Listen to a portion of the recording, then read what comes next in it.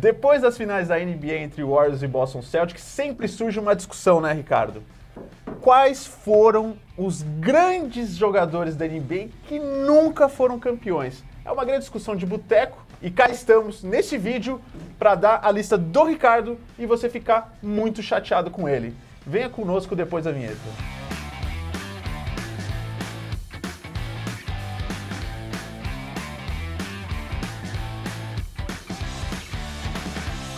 E antes de dar a minha lista, lembre-se, né, de deixar um like aqui no vídeo, se inscreva no canal caso não seja inscrito, deixa também o seu comentário aqui embaixo, né, quais jogadores você acha que deveriam estar nessa lista. Antes mesmo de saber qual é a lista, já coloca aqui quem você acha que deveria estar numa lista dessas. E não esquece também de ativar o sininho para receber notificações de novos vídeos. E é isso, vamos começar? Vamos começar, né? Então, vamos começar do começo, que é do quinto lugar até o primeiro? Podemos ser assim? Vamos fazer assim, né? Pra criar aquele suspense. Exatamente. E assim, como eu falei no início do vídeo, a lista é do Ricardo, então quais foram os critérios que a gente estabeleceu? Os critérios do Ricardo, certo? Exatamente. Não, claro que teve um pouco de lógica, né, em relação a... Porque eu não tenho lógica normalmente, né? Exatamente. Mas dessa vez eu tive. Apesar de ele ser um louco, a gente tentou manter um pouco de lógica, né, em relação a terem tido uma carreira vitoriosa, de prêmios individuais, de alguma forma. E claro, né, a cabeça e principalmente, né, Ricardo, o coração dele. Também.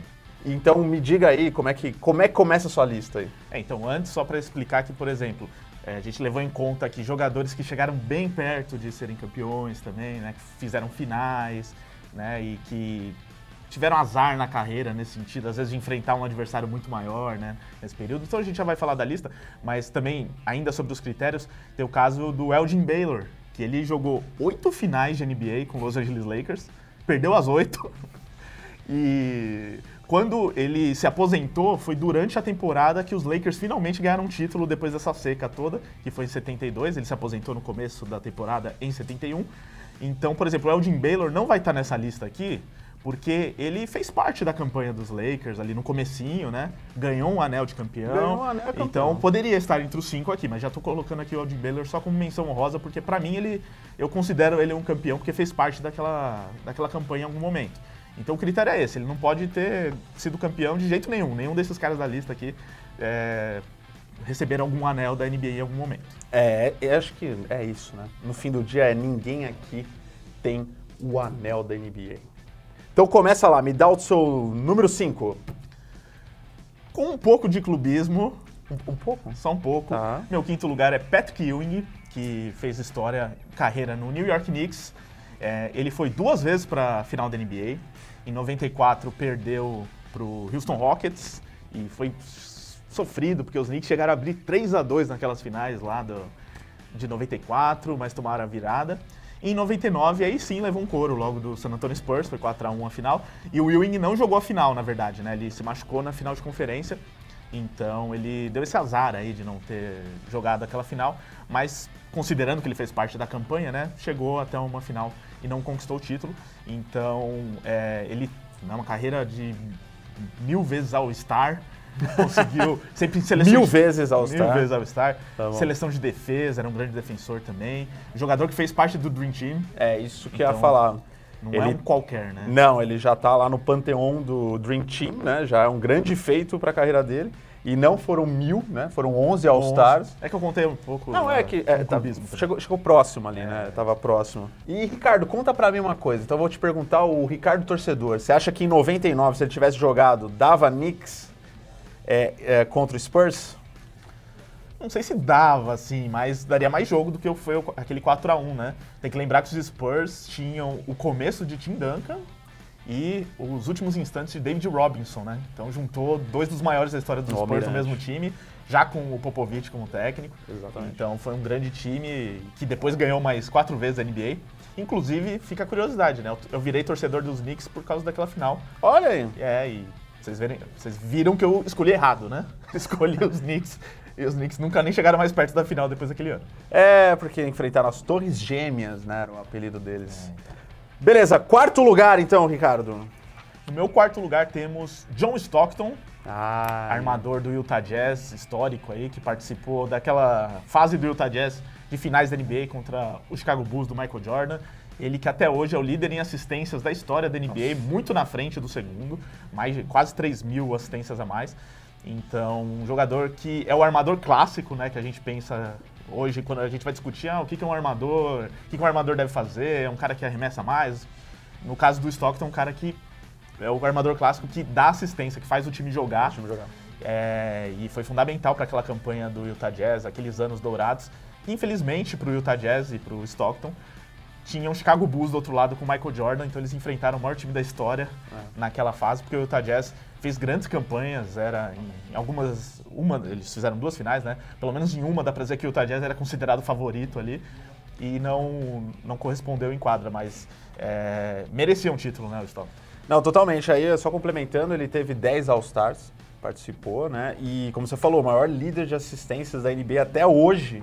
Isso é um feito, assim, que realmente mostra a grandeza dele e que teve, né, lá no Utah Jazz uma parceria de um nome aqui que a gente pode falar na sequência, que é o Karl Malone na sua lista, certo? Ou seja, o senhor já tá dando spoiler do terceiro lugar. Você não queria que eu fizesse dessa forma, né? Agora já foi. Então, mas é bom, porque um não existe sem o outro, exatamente. Né? É caldinho sem bochecha. Exatamente, porque o que acontece, né? A gente...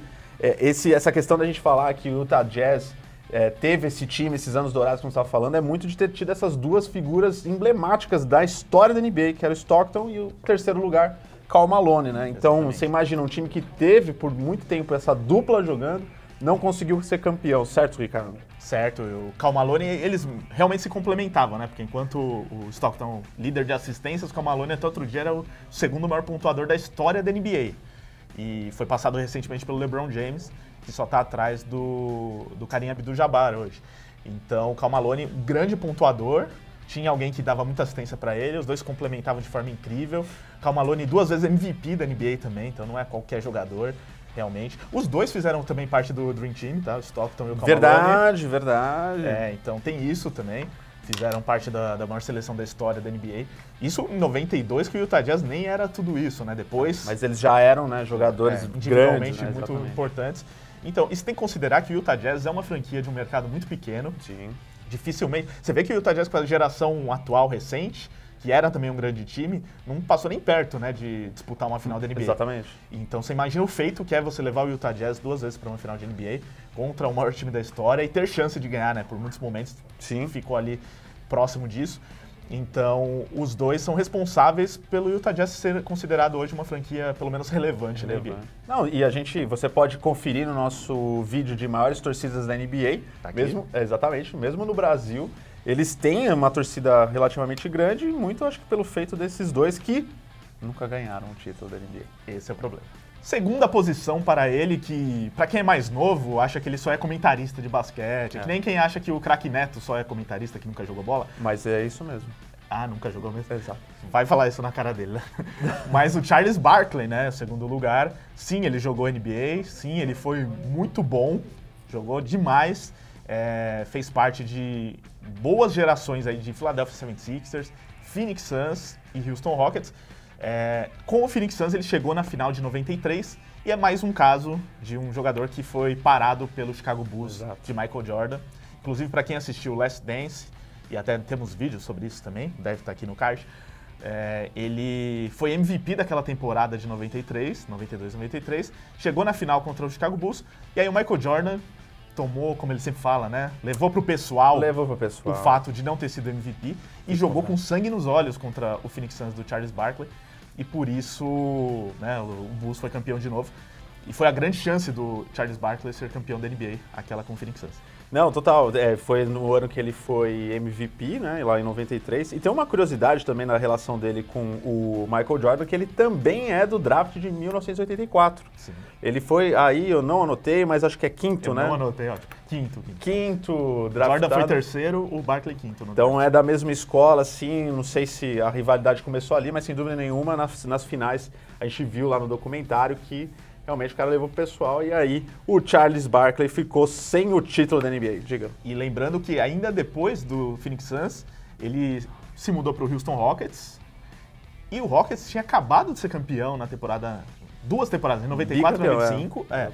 Ele chegou em 96 e e o Rockets nunca mais passou perto do título. Então, além de tudo, é pé frio, né? Você acha que ele é pé frio, cara? Então, é um ponto que eu levei em consideração. Jogadores que são azarados também, né? Que é o caso do Barkley. E até hoje ele é muito zoado nesses programas que ele é comentarista, porque ele dá umas opiniões bem atravessadas, mesmo provocativas, e o pessoal que recebe a provocação fala, pô, mas e o anel? Cadê? Cadê pra me zoar? O Draymond Green, né, por exemplo, adora zoar por causa disso. E assim, né, a gente tá brincando aí, né, pegando essa zoação dele nunca ter ganho, mas o Charles Barkley foi um jogador extremamente importante para a história da NBA, tanto que ele faz parte do Dream Team também, ele tá lá reservado no panteão do maior time de todos os tempos da NBA, não, né, do basquete, né, e 11 vezes All-Star, né? Então, assim, a gente imagina um cara que conseguiu 11 vezes, é uma carreira onde ele sempre foi um dos melhores jogadores da liga num período onde se tinha muito craque, né? Então, anos 80, início dos anos 90. E é isso, cara, tipo, por isso que ele tá na segunda posição. Mas, claro, né, Ricardo, muita gente boa ficou de fora, a gente já deve ter conseguido muitos inimigos, já com, sei lá, quantos minutos de vídeo. Então, por favor, tente ir ali, acalentar, tá certo? Existe essa palavra. O coração dessas pessoas que você já deve ter deixado triste aí. Quem a gente pode falar, menção honrosa, que poderia estar nessa lista aqui? Então, antes do primeiro lugar, para fazer aquele suspense, alguns jogadores que eu considerei muito, principalmente para o quinto lugar aqui, eu posso citar Steve Nash, que certamente alguém nos comentários já está me xingando por não estar nessa lista. 2 vezes MVP. 2 vezes MVP, mas eu considerei aquilo de... Ele nunca chegou tão perto de uma final quanto todos os outros aqui que jogaram finais, por exemplo, da NBA. Entendi. Foi um dos critérios que eu utilizei, mas excelente jogador, com certeza um dos maiores da história. Também poderia citar Red Miller, que ficou ali até o último instante. Esse sim jogou final de NBA, com um time que não era tão forte assim para ir para uma final de NBA. E ele foi o principal responsável disso. Por muitos anos, maior cestinha de bolas de 3 da NBA, né? Ótimo comentarista também. Sim, senhor. Então, esses são duas das principais menções honrosas. E eu também vou citar aqui jogadores que estão na ativa ainda na NBA e que podem ser campeões. Então, por exemplo, o mais falado no momento é o Chris Paul. Porque ele tem um time para ser campeão, chegou na final recentemente. Favorito. E aí parece, né, chegou na final, parece que sentiu um pouco aquela final contra os Bucks. Nos playoffs recentes também, né, os Suns foram eliminados de maneira vergonhosa pelo Dallas Mavericks. Então, mas é um cara que ainda pode ser campeão, porque tem time para isso. E parece que ainda tem basquete para jogar. E aí a gente pode citar também jogadores de alto nível, mas acho que não são do mesmo nível desses que a gente citou aqui, mas que ainda podem ser campeões. Então, por exemplo, James Harden, Russell Westbrook, tá nos Lakers, às vezes o Lakers dá uma embalada de novo lá, né? Tá com o LeBron James. Tem uma bolha da vida aí, né? Se ele não for trocado, né? Então pode acontecer. E eu também cito por clubismo e coração Carmelo Anthony, que é do draft do LeBron James, jogou no meu New York Knicks, foi várias vezes também All-Star. Dificilmente vai conseguir ser campeão, a não ser que ele caia num time aí de gaiato, um time com muitas chances de ser campeão. Um Phoenix Suns da vida, né? Mas não mais de forma relevante, né? Ele não vai ser o principal jogador de nenhuma equipe. Então, só para citar alguns jogadores que ainda estão, né, no percurso da carreira e jogadores mais, né, em fim de carreira também, porque a gente sabe que tem muitos jovens ainda, tipo o Doncic, que não foi campeão ainda, mas ele tem uma carreira toda pela frente. Menino Doncic, então... Depois de ter, passado um pano em alguns que ficaram de fora da sua lista, lembrando que é a sua lista, né? Então, você decide, ponto final. Quem que é o maior jogador da NBA que nunca foi campeão? Então, para os meus critérios, meu gosto pessoal, e também até por memória afetiva de ter acompanhado muito, né, a carreira dele, Allen Iverson, que brilhou no Philadelphia 76ers e em outros times também. Mas principalmente no Sixers, jogador sensacional, com muito recurso. Todo mundo já deve ter visto aquela cena dele driblando o Michael Jordan e colocando ele no chão. No primeiro ano dele, né? Como calouro ainda. Exatamente. Conseguiu levar o Philadelphia 76ers para uma final de NBA em 2001, com um time que era, assim, eu não vou falar medíocre, porque é uma palavra forte, mas no máximo bom apenas, e que tinha o Allen Iverson.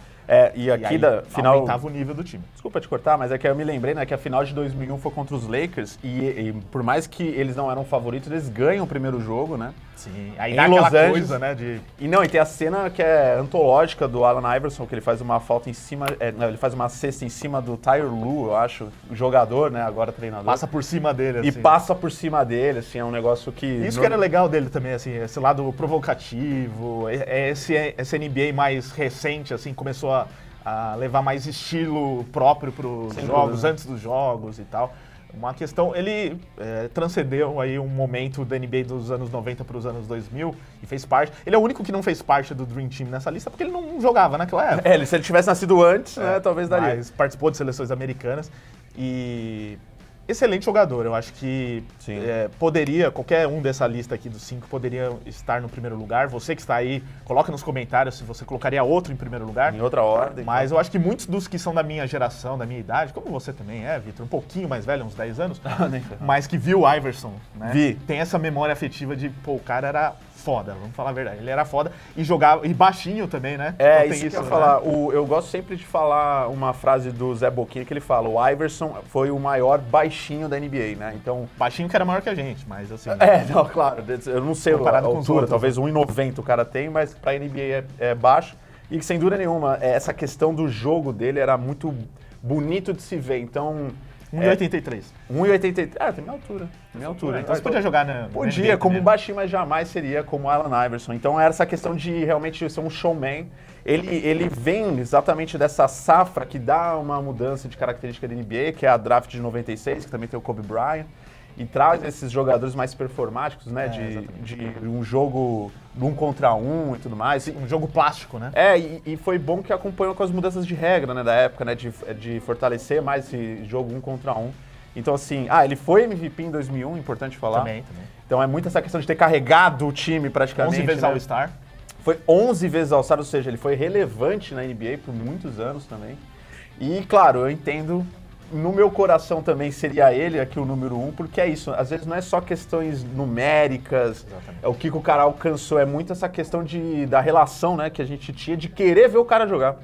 Então eu também tenho muito apreço pelos Sixers, muito em relação a Allen Iverson, o apelido mais legal da NBA, o The Answer. Porque era isso, bota a bola na mão do cara que ele vai responder. Então, esse é o seu número 1, que eu parabenizo pela escolha. Obrigado. Mas provavelmente o amigo de casa deve estar te odiando agora. Só os torcedores do Sixers estão do meu lado. Exatamente.